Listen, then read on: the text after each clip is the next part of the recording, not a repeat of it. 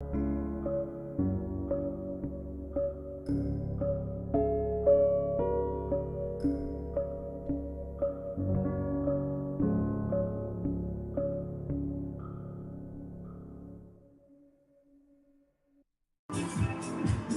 hey, everybody.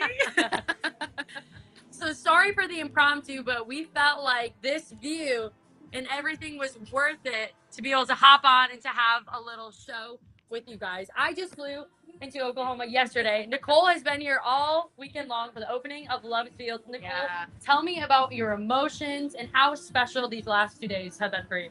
I walked up and I just saw the line and I got teary-eyed. I didn't even see the stadium, but whenever you walk in from gate 2, you just get this view of the seating, the field, the Oklahoma scoreboard. It is just incredible. It's beautiful. Yeah. It's absolutely amazing. And for our sport, what this means, this is now the new standard set. And to see how it's been sold out already, fans are already here for the game before, and they're only going to be lining for this upcoming game. Yeah, I mean, it's great. We were talking, we got to look around and see some special moments, and it's a new standard, It is. of course, but it's not going to be the final standard. Yeah. And teams around the country are going to go, I can get a stadium like that. Girls are going to come to this game. They'll be like, this is really cool. This is a softball program. This is something that's really successful. And I think we got to talk to our producer a little bit and our director, and she was saying, man, the guys, they don't know, understand. but the females, they understand what this means, because this is it. This is a new wave. This is the next level, it feels like. This isn't just a win for Oklahoma softball. It's a win for women in every sport. Yeah. Like, the more stadiums like this that are built, the more it's going to come. And, one thing I said to you earlier, talking about the younger girls, is how cool is it for the younger girls who their first softball game will be here. And then this is what they will know to be true for women's sports. Yeah. And they won't see it any differently. But people in our age who we've played in stadiums that were nothing like this. Nothing. You were just happy for like a bathroom in your dugout, and you're like, it's great.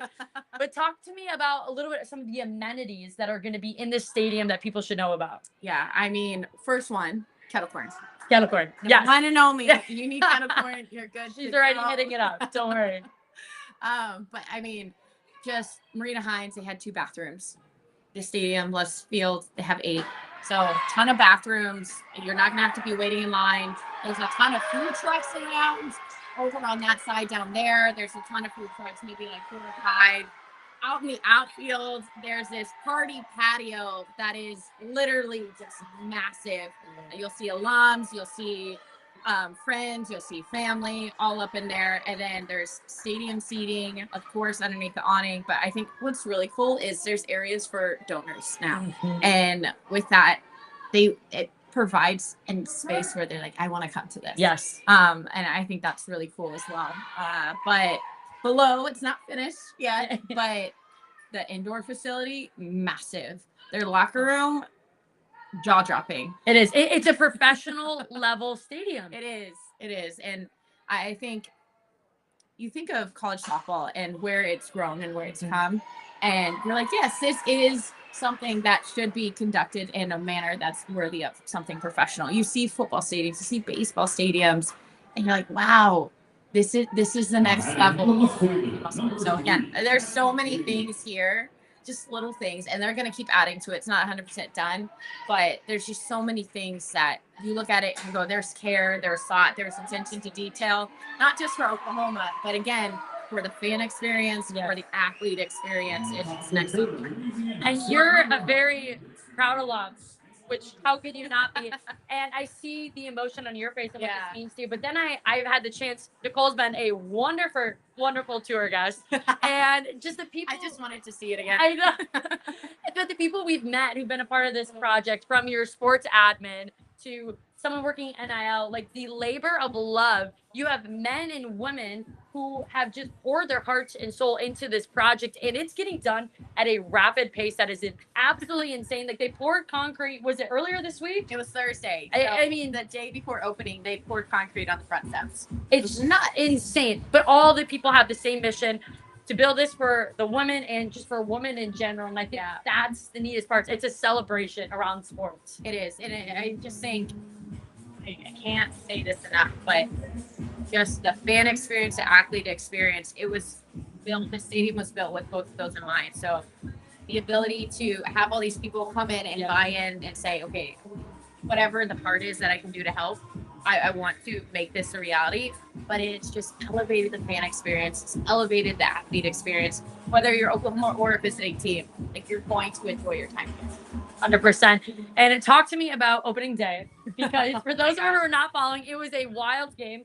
Oklahoma played Miami of Ohio, who always has a very talented hitting lineup. My God. They're always talented. They were at a Northwestern regional when they had the most home runs in the country that season. So I got to see their bats live, and I remember being so impressed, continue to be impressed. They showed up on Friday, weren't intimidated about what this day meant. They played their hearts out, but Oklahoma ultimately came through in classic Cinderella story moment to get, I think it was their 68th, 69th win. It was their 69th win. And I mean, you walk into the stadium and you're like, oh my gosh. So pre-game. Yes. The field was not ready. Concrete wasn't poured on Thursday. My gosh. Pre-game is the first time any athlete has ever stepped on the field. Oklahoma had not been on that stadium before. That is They had never crazy. even seen it. That's such a hard challenge. Crazy hard challenge. Yeah.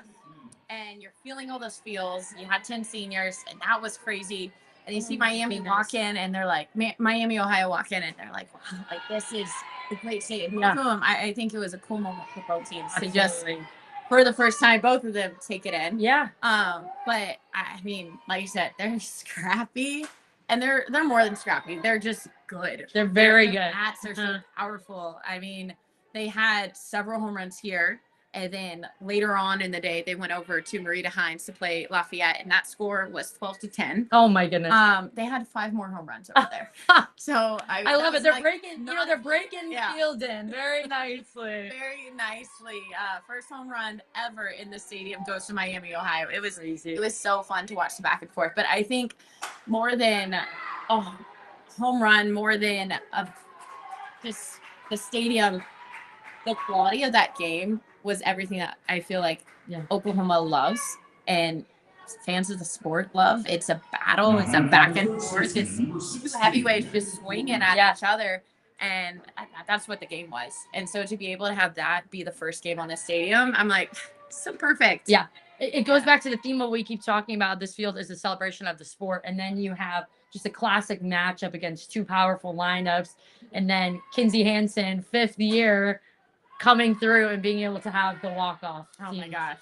So historic for her. Yeah. I was talking to some of the players, some of the coaches, and they were saying, Kinsey Hansen, she'll deny it. Don't kill me. I love you. But Kinsey Hansen, she's out of all the seniors, she was the one that noticeably was like the most nostalgic about her first game at home.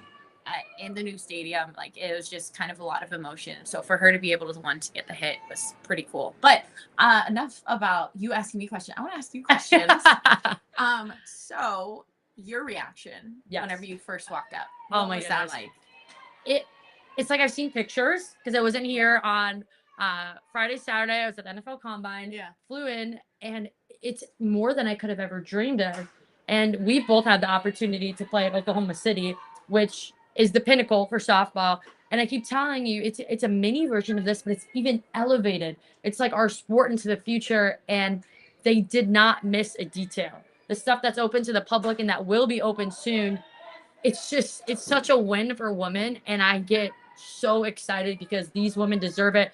And like you mentioned before, it's going to elevate every AD, every college coach to push to get a piece like this. And I think this is the turning point. Oklahoma set the standard, so now everyone else is chasing it and what could be true for women. But I do have to tell you, my very favorite part of the stadium is when you took me over and you talk about nostalgia. Yeah. Oklahoma, you guys are known for, when you guys make it to the World Series, to rip down part of your wall.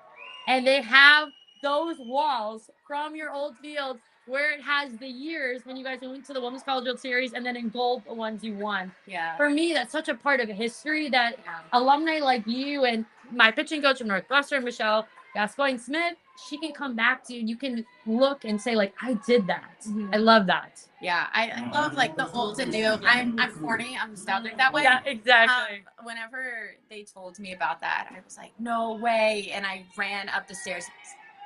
This is incredible. Like such, again, attention to detail and the past leading the way towards the future. That's one thing that I think that program does so well is just building and building and building and building and building. So yeah.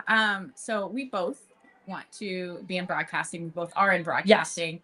Tell me about this media room whenever you walk in. What was your reaction? Goodness.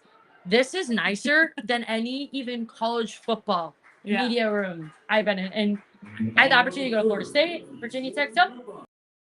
This second on, you said you see clearer in here, which sounds crazy, but you literally do. The image is just sharper. It is. Like the way they have it opened up, but you have the room that we're in right now is for broadcasting, but then to your right, you have a separate room just for radio for the home team, and then you have guests. I mean, if you're a guest traveling here, that is top of the line. Sometimes you're just out in no man's land on a bench in a table in the sea of opposing fans, and it's awful. I've been there. I've done that. It's horrible.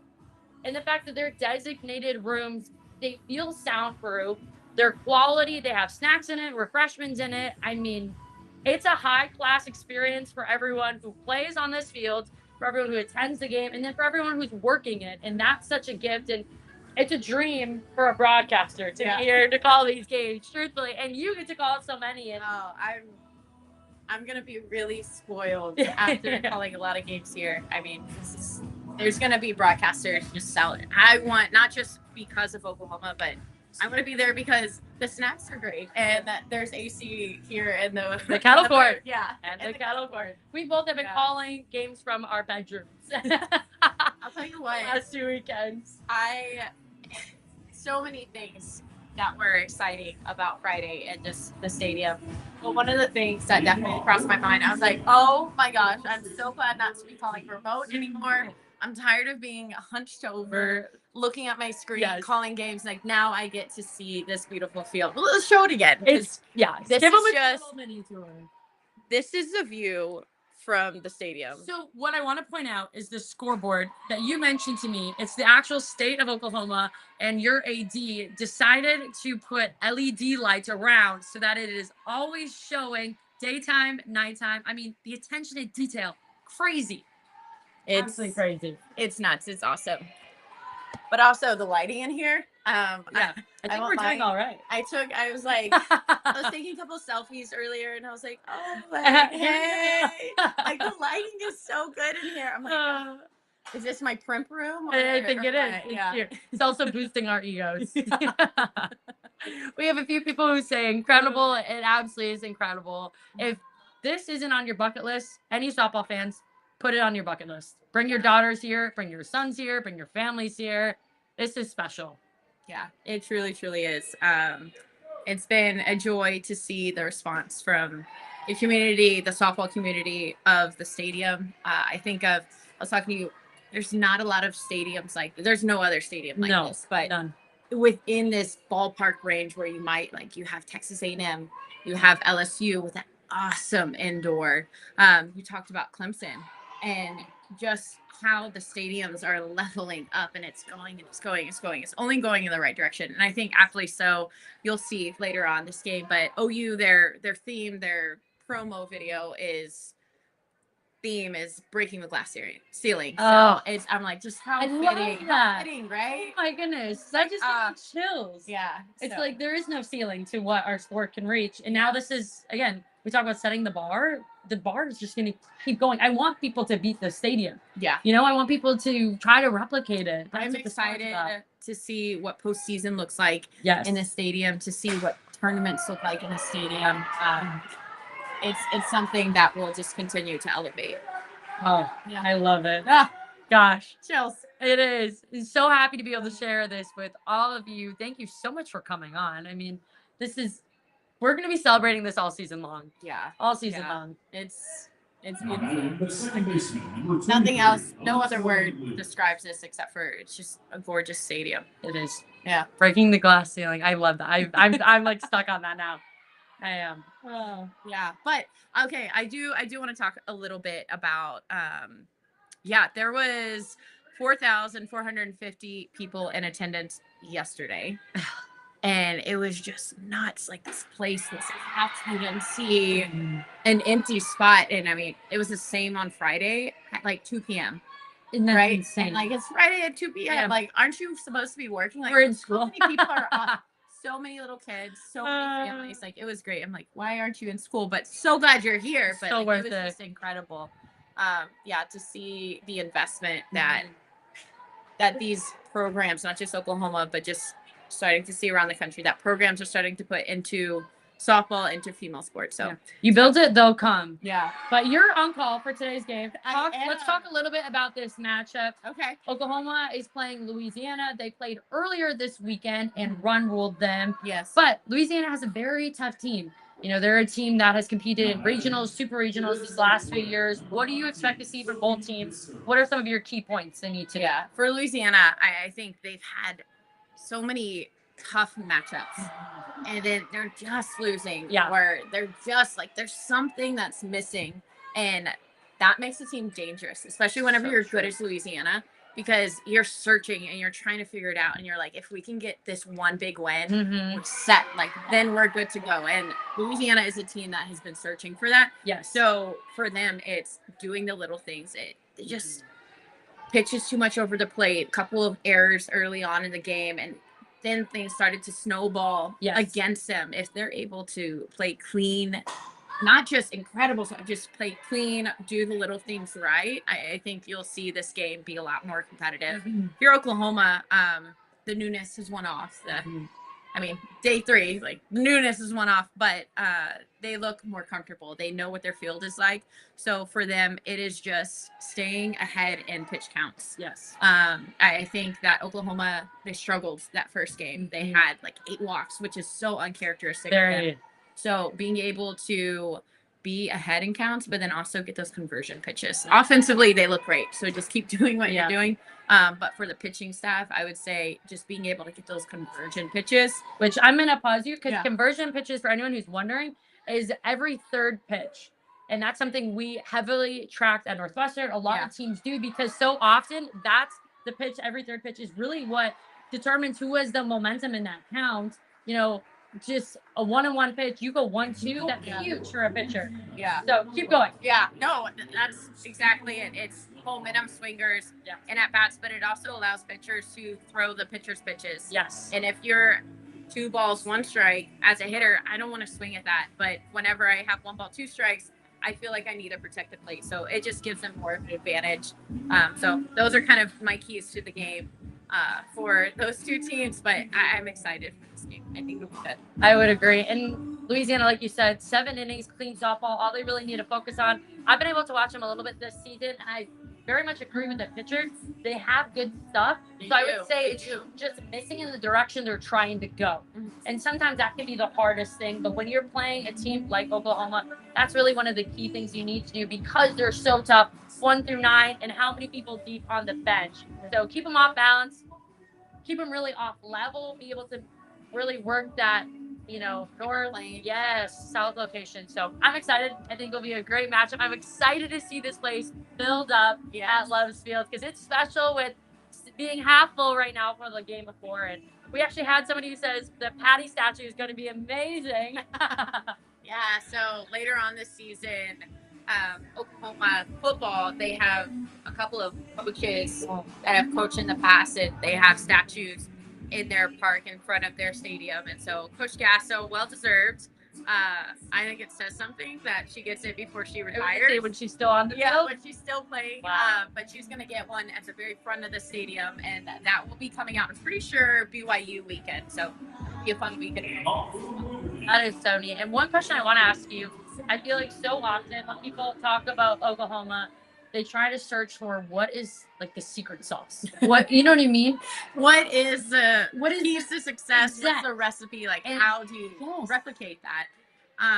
And I think one, having leaders and having a coach who is a leader that has her standards. We've talked a lot about how Petty Gasso has evolved over the years. She used to be tough. The stories that I've heard from Lauren Chamberlain, Shelby Finley, Erin Miller, I was like, You're like, I like her when I got her. Yeah, she's so scary.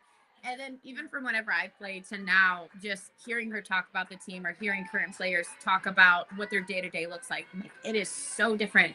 But being able to adapt, but at the end of the day, her standard is the same. And she doesn't change it for anybody.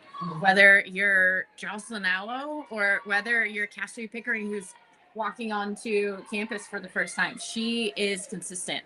And I think that trickles down into the team of, okay, what are your non-negotiables?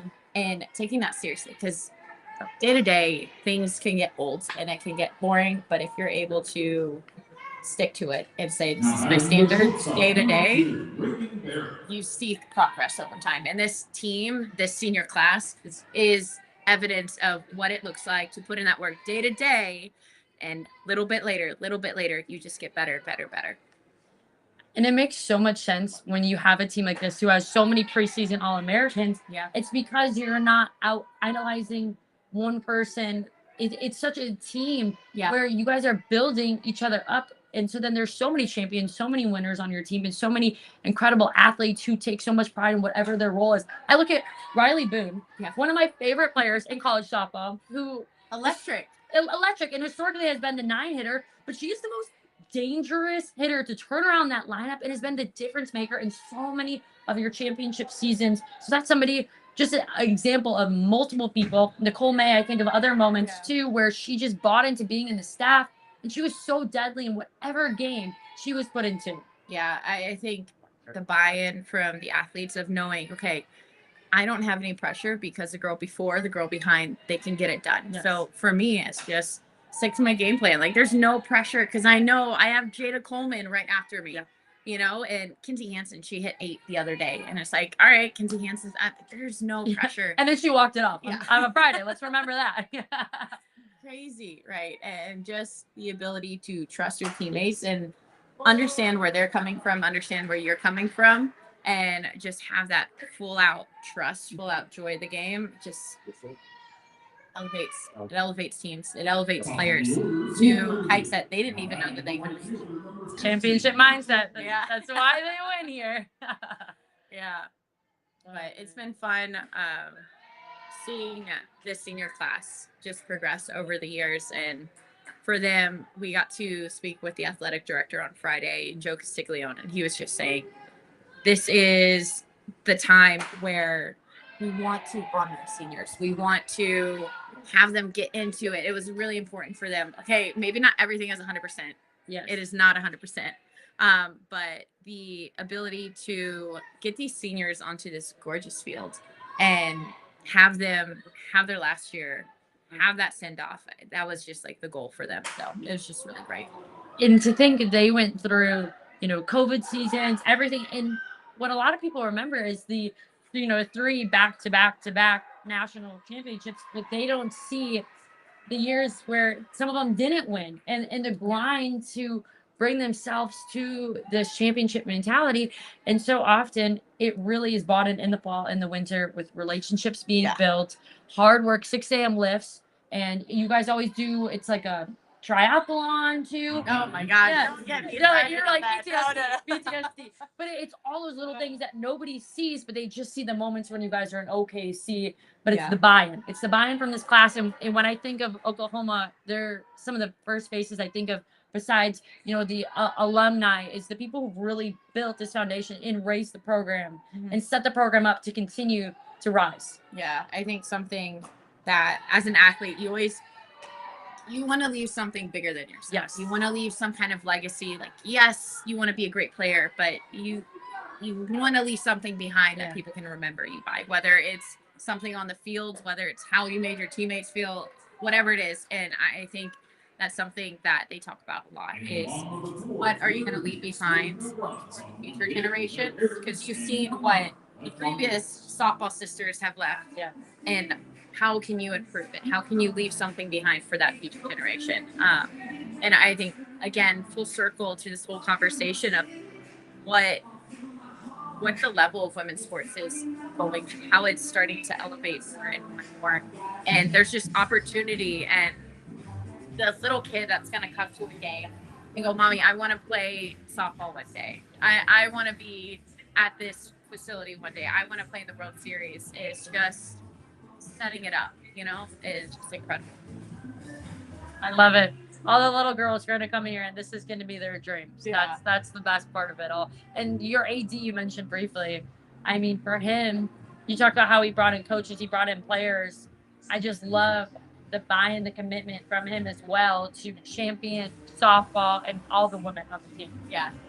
Yeah, it's incredible to have, I think, athletic directors across the country are, especially with how the conference changes are happening, there's going to be a lot of chaos. There's going to be a lot of movement. We were laughing about that. We said, where are they going to put the other team's flags? There's no room.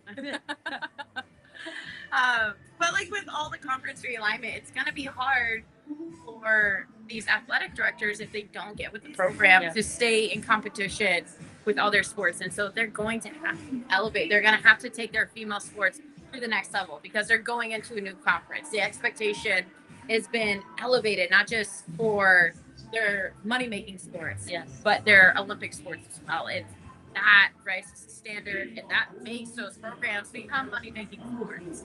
So I just think it's incredible. But the reason why we're here is because of softball.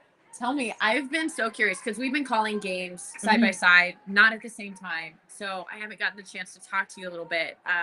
We did have a conversation about top 25 and voting on that. And you're like, we were just talking about that a little bit. So I'm so curious, who are your top 5? Oh. And what's a dark horse team? Oh, great question. I love that question. I think it's ironic coming from Oklahoma, but I love cheering for that dark horse. Like someone that no one expects, but I'm like, they have potential. Like once they get it going, they're going to be so good. Well, first we have to tell them about a little bit in our conversations. She loves voting for the top 25. I like dread it in my heart. I'm like writing these teams' name. I'm like, oh, I hope they don't feel bad this week. Somebody check in on these girls. Because I think, as an athlete, you just know how hard everyone's working. Yeah. But obviously, Oklahoma, number 1, continuing to be perfect. They're chasing 70 today.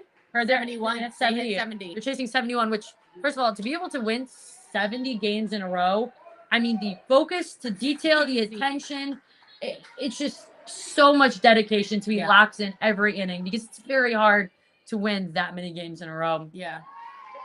Number 2, honestly, my 2 through 5 get really interesting.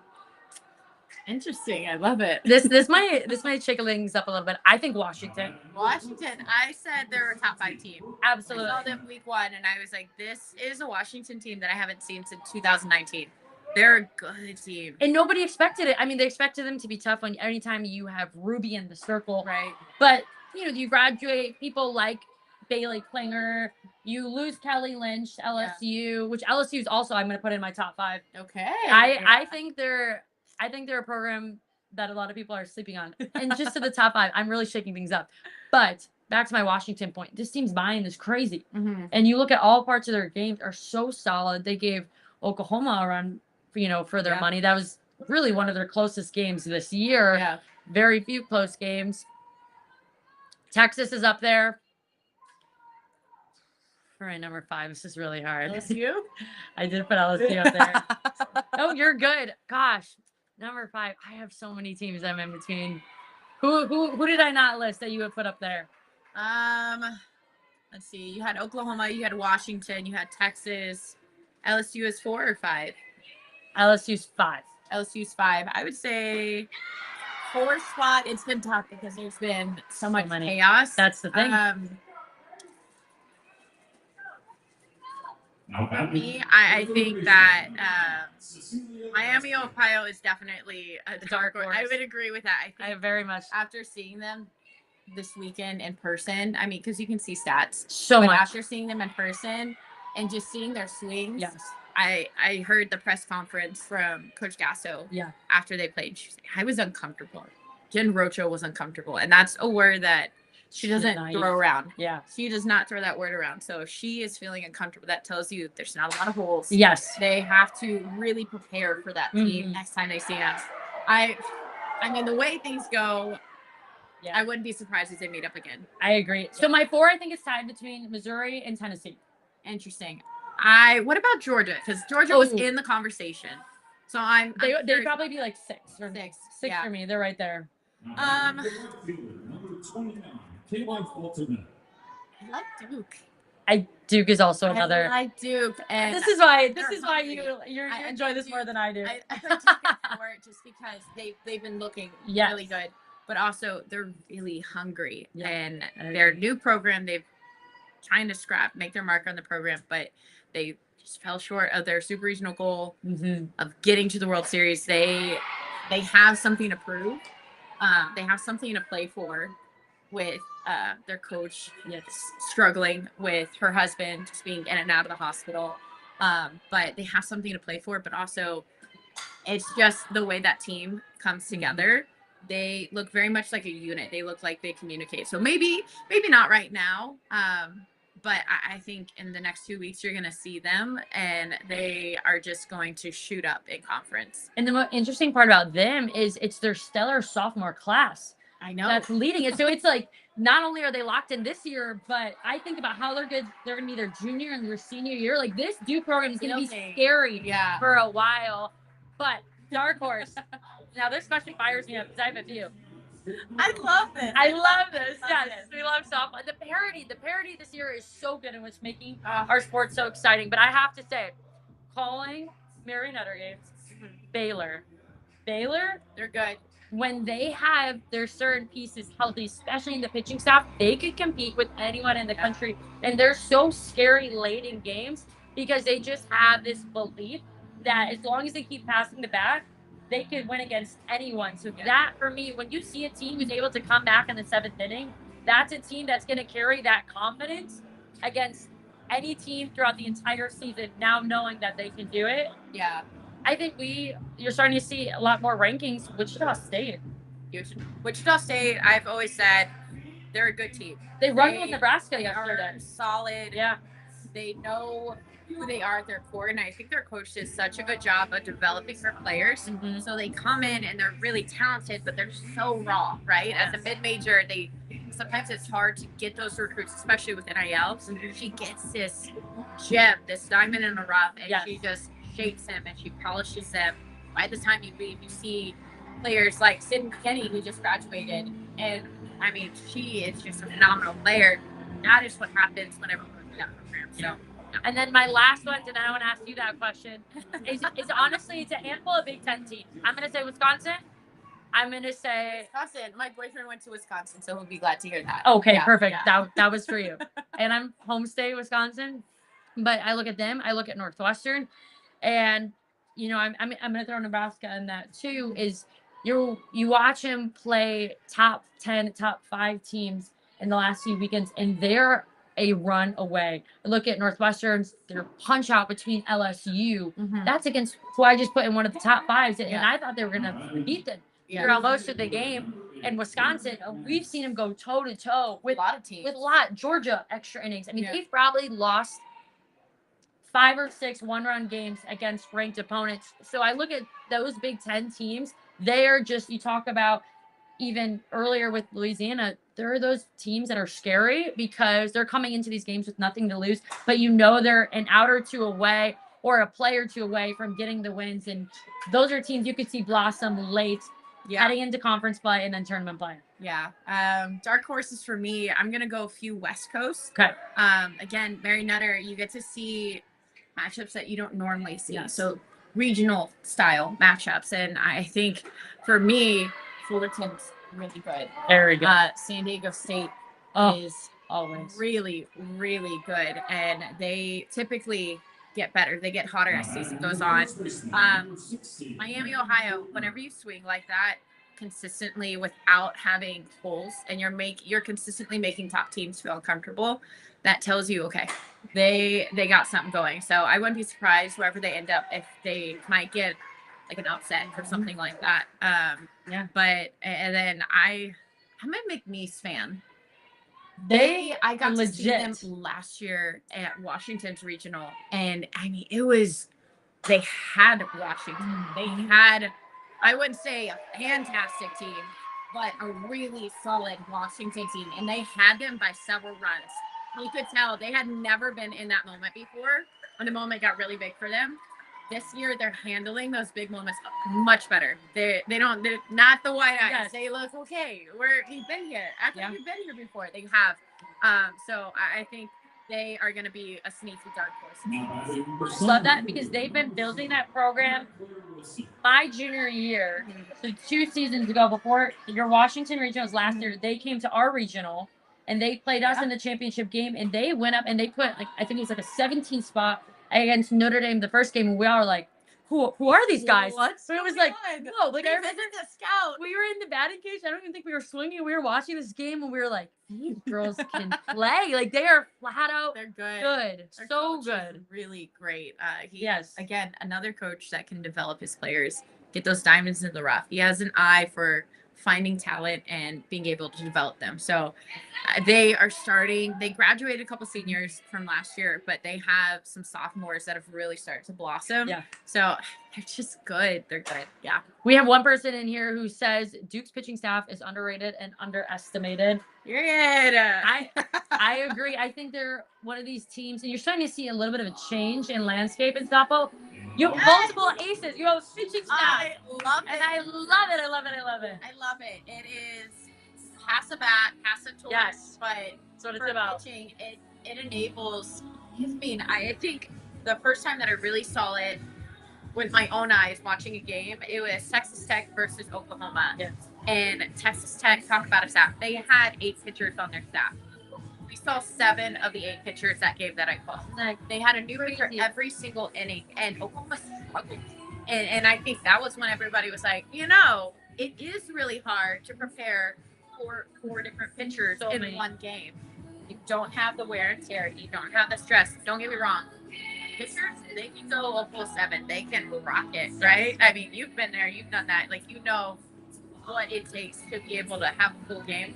But as far as making these teams off balance, making them adjust, taking momentum away, I think the staff mentality is something that it's become really, really obvious this year. And as a hitter, it's more stressful. It's one thing when you're like, okay, I know what this pitcher did to me my last 2 at-bats. I'm comfortable. I have my timing with her, her motion. Even if you didn't have the at-bats you wanted, you feel comfortable going out because you've seen it. When it's a pitching change, you just have to dial it that much harder.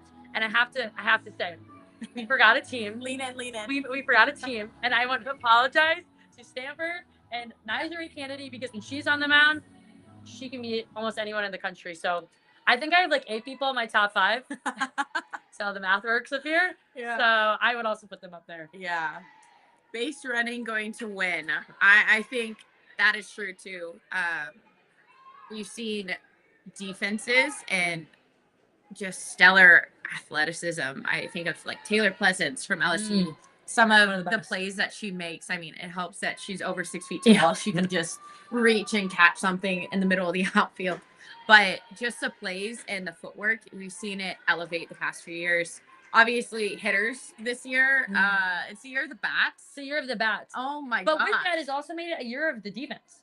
Yes. I will say that. And I think they have to work. They have to work so much. And one team where I really believe it's overshadowed is Oklahoma's defense. Because it's the pitching and the hitting everyone talks about. But I look at the outfield to even just the shortstop, the plays that are made. They're so consistent. But I agree. It's a year of hitting. We saw like 100 more home runs at Clearwater. And then they play 2 many runs. That's 100 runs. And they didn't play the last game. Like you said, some of the matchups that we were going to see, I was so excited. Just salivating. Yes. For. Oh, my gosh. But back to that point of base running, I think if you're an outfielder and you take one wrong step and you're a base runner and you see that wrong step and you're able to go from first to third, huge ball in the gap, instead of going first to third, you go first to home. And just the little things, having that softball IQ is it. You don't get the time of like, if the ball goes here, what am I going to do? You have a big idea, but as a base runner, you have to react. You do. Right. And I think that is something that you have to practice beforehand. Yes. So with that reaction, it's something that's trained, right? Yeah. But And it's never it's being just incredible. satisfied. To Yeah. your point. It's like when you're on first base, it's thinking the ball in the gap, I'm going home instead of I'm just going to third. Because it really is a mentality. And then you're going as hard as you can. And then you leave it up to your coach to stop you or to send you. But if you're just focused, like I'm going home, you're going to be that step quicker. To that point, Washington. Yes. I think that's what has really elevated. I mean, they've always been fast and aggressive. Yes. But you're seeing them push Yeah. to push 2 bases. Let's see if we can get that next one. And that's pushed several runs across for them. Oklahoma, they're really good offensively. We got to see a little bit of that this weekend. LSU, so much speed on their team. Duke, great base running. You just see it all across country. So I think that is definitely an underrated one. But I will say defense wins championships. They do. They absolutely do. And the game on the line, yeah. diving play, rob a home run, a great tag. Making routine plays can feel so stressful in that moment. Making great plays can feel even more. If you're a defense that is comfortable in that uncomfortable position, you give your pitcher so much comfort. You do. Right? You let that pitcher feel free of like, I can throw this. Like, I'm going to hit my spot. And if they hit it, I have a defense who can make those plays. And I think it fires you up no matter what position you're playing. When you see a teammate lay out, you're like, all right, we're doing this. We're putting our bodies on the line. Like, I can do that too. Right. Yeah, we'll get a little dirty. They can clean the pants off later. Yeah. I think this year is going to be, I just love the chaos of softball. I love whenever you think this is how things are going to go, and then it's just chaotic. I said it again. Tara, I know you're on here. I know you're listening. We need to make a Softball America bingo card. I want the bingo card. I love that. Yeah, so. Because it's so interesting, and I think the parity in our sport right now is bigger than it's ever been. Yeah. Within the last, I'd say, 3-4 years. Yeah, it's breaking glass ceilings. It is. Yeah. What a time to be in softball. What a time. She said they can make that happen. You're going to be the first person. What are you going to put in your bingo, like, free space? I think I kind of have to, but I think free space is Oklahoma going back to back to back to back. I mean, I think that would be incredible. It's never been done before. I was going to say, has it ever? It's never been done before. UCLA in sports, yeah. So actually, our men's gymnastics team, fantastic. I was on the plane with them yesterday. They've done a 4-peat. Funny enough. Head coach is incredible. They were lovely. Very lovely. Awesome. Okay. Yeah. I love that. Crazy. I was on the side note. Anecdote. I believe there's only been a couple of teams. So Oklahoma men's gymnastics, and I'm sorry if I missed a couple. I believe UConn women's basketball. They've had a 4-peat before. Okay. And then I want to say North Carolina field hockey. They just went 2 in a row. But they might have historically. They've always been up there. Historically, they might have. I could be wrong there, but you're saying for the first 4-peat in softball. It's only been done 3 times before. UCLA had that 3-peat, and Oklahoma obviously they've 3-peated. So anything beyond that is Cree's gonna try to territory. But it's been cool because there's a lot of the evolution of like 6-4-3 charts. You have synergy, the scouting, the ability to, as a team. I think that's also why we're seeing pitching stats, because you're not able to see the same pitcher and go, I don't know where she's throwing. You have all the information in front of you. And it makes it so easy the way they break it down. It's like, here's a heat map. And as a hitter, you don't have to run through numbers or overthink. You're like, he pitches in the top right corner of the zone. I don't need to know anything else. I'm just swinging at the top right corner. You know, it is makes it a lot harder for pitchers to go through. But just the chaoticness of what all that information brings, it's made it harder than ever before. So I think that if you could get that one, that would be pretty solid. I love it. We'll bring it in the bingo. Well, having Lauren Chamberlain running. Yes. NIL. Yeah, that was new. She announced it on Friday. She's going to be running Oklahoma's NIL program for all student athletes. So that's really so exciting. Yeah. As somebody who's, I mean, she had experience as soon as she graduated. Yes. She's been in that space. She's been around the athletes. So talk about someone breaking the glass ceiling. I mean, she did that, and now continues to break it in a lot of ways, and Yeah. the way she champions the women here, and now all sports. Yeah. What an opportunity Yeah. for everyone in Oklahoma. Yeah. Oh my Yeah. goodness. I just got chills. Gosh, we just love softball. I just love softball so much. And all of you on here who love it too, thank you so much for loving it with us. Yeah. Awesome. Okay. Well, that's it. I got to call a game. Yeah. This has been fun. Do you want to give them one last look of the view of Love Yes. Field? Oh my gosh, guys. Like It's unbelievable. this game that I'm going to call, I'm so spoiled, but this is a view that you're going to get. I mean, you can't beat this. You can't beat this. It's awesome. I love it.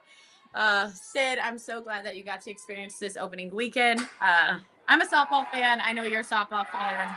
So there's been a lot of good softball. We just saw a double play right now. This is crazy. It is. I just love seeing the sport thrive and grow, and seeing these athletes just be able to be on stages where there's eyes looking at them, and that exposure continues to grow. That's, for me, that's my favorite thing. So, I couldn't agree more. And thank you for Yeah. sharing all of it with me. She was my tour guide today. But I think anyone who's just a part of this opening weekend, just like relish every second of it, because our sport is growing, and the uncharted areas we are going to reach from stadiums like this is going to continue breaking the glass ceiling. That's our theme this weekend, and I love it. I think that's our theme this season. Yes. And on that note, I think the coolest idea that Syd had, she went and she got disposable cameras. And this one's all ready for you. This one's should we take a picture with everybody? Good. Everybody smile. She got disposable cameras, and she's going to be walking around the stadium this weekend just taking pictures, and she's going to print them out, and like, what a great memory to have, and like, so cute. We're going to try and sing something to the Oklahoma softball team. We'll see if we can, fingers crossed, flip it past, but yeah. It'll be great. So follow along on Softball America. We'll have tons of coverage coming up. We are so excited just to share this moment with all of you. Thank you so much for tuning in. What a special moment for softball. And you got to go call a game. I know. It's been so fun just talking. I could rattle on for forever. We could. We'll be doing it offline. Yeah. Bye, everyone. All right. See you guys.